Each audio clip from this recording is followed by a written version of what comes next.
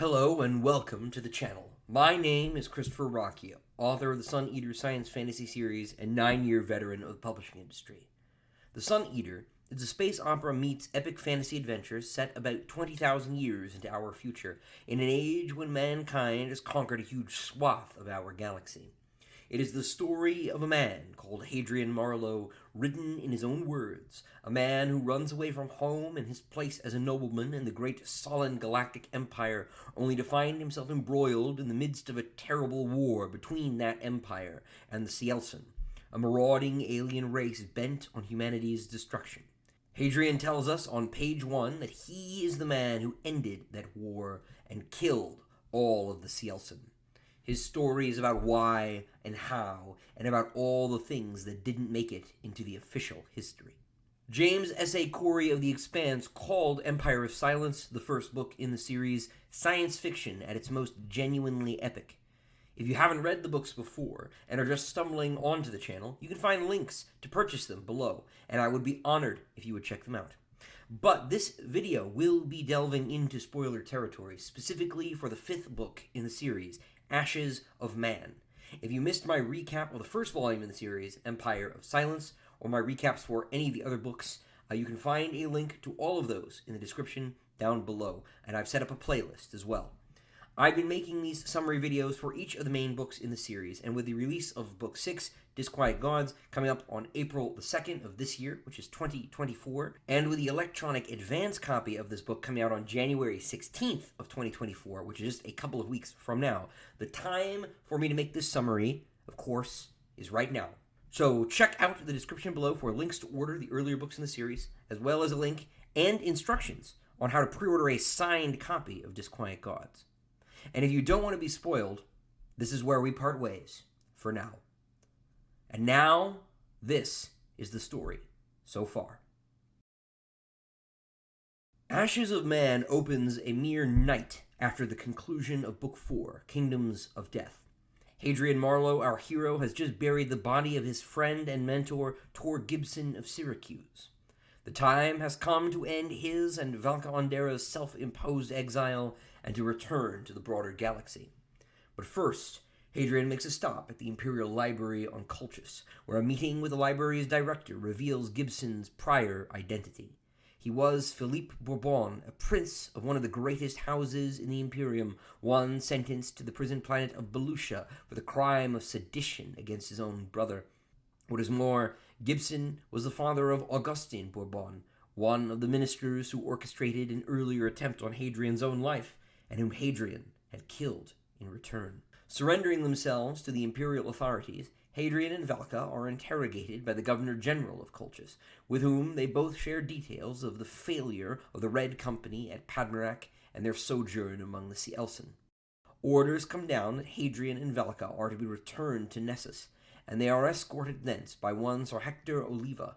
On Nessus, Hadrian has his injuries treated, including having his lost fingers regrown, and is reunited with Lorian Aristides, the only other survivor of the Black Feast at Actarumu. Lorian joins Hadrian and Valka for the journey to Cartea, where they are to rendezvous with the Emperor himself. The Emperor has come to Cartea to preside over relief efforts in the wake of a Cielson attack there, and to aid in the reconstruction as part of his effort to secure the imperial provinces. With him is young Prince Alexander, Hadrian's former ward turned political rival. In a private meeting, the Emperor and his chamberlain Nicephorus reveal to Hadrian the fact that the Empire have long been aware of the Watchers, the powerful extraterrestrial beings worshipped by the Cielson.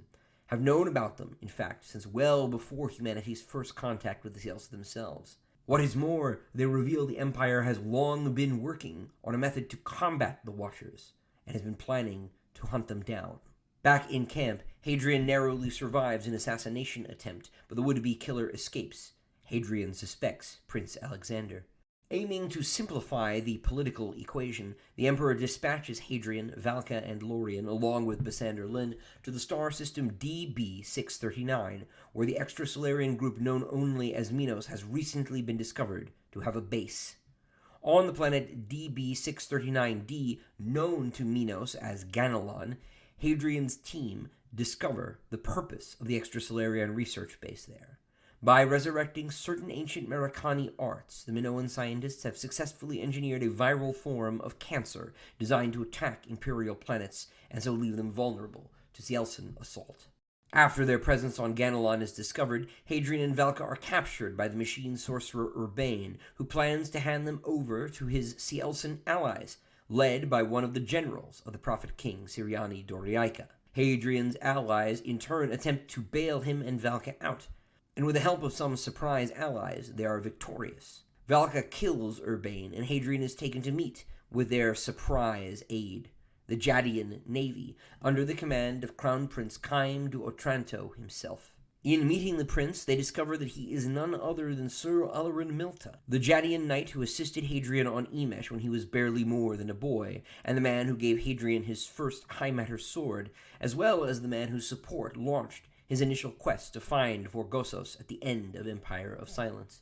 Together with Chaim Alarin, Hadrian's party sets sail to rendezvous with the Emperor, but halfway there, they are intercepted by Prince Alexander, who informs them that the Emperor never arrived at his destination and has been trapped on the planet Perfugium by a great Cielcen armada under the command of General Ugin Atavaisa, intent on capturing the Sullan Emperor alive. With the Jadians and Besander Lin's fleet, Hadrian launches a rescue operation, leading the team to recover the Emperor from colonial storehouse catacombs beneath the surface of Perfugium. Along with Valka, Lorien, and the Jadians, Hadrian manages to get inside the catacomb bunker, a massive underground complex designed to house millions of future colonists slumbering in cryogenic sleep. It is these people the Emperor has come to Perfugium to save, and he will not flee the planet and save himself until he has succeeded. Realizing that Hadrian has come to Perfugium, the Cielcen redouble their efforts at entering the bunker complex, and battle is joined. Lorien and Besander attempt to coordinate escape efforts between the surface and orbit, and Hadrian and Valka work to escort the survivors to starships in the bunkers for launch. During the fighting, a cave-in in the tunnels causes Hadrian and Valka to be separated, and she is taken to one of the evacuation shuttles. The situation on the surface becomes dire. The base is overrun, and the final wave of escape flights is shot down. Valka's ship is among them. Valka is killed, and the grief of her death breaks Hadrian. Atavaisa gloats over the holograph, and Hadrian uses his growing power to destroy the Cielcen captain with a thought, shattering the windows of its starship. Hadrian and what remains of his party escape with the Emperor to safety. Safely in deep space, a grieving Hadrian is brought before the Emperor, who thanks him for his role in the rescue and grieves with him over Valka's death. It is here the Emperor makes a fatal mistake and offers Hadrian the hand of his daughter, Selene, in marriage, dismissing Valka's memory. Hadrian refuses this offer violently and strikes the Emperor across the face in the eyes of all his court. Left no recourse, the Emperor has Hadrian arrested and plans to pack him off to Belucia, the imperial prison planet, to save face. Enter Lorien Aristides. Together with Besander Lin and Prince Chaim, the good commander has arranged to have Hadrian spirited away to Jad, where he will be safe in exile. Lorien says his farewells and takes the fall for the conspiracy to free Hadrian. Hadrian himself is retrieved by the Jadians after the imperial fleet breaks up, and he begins his long exile on Jad, the planet of fire.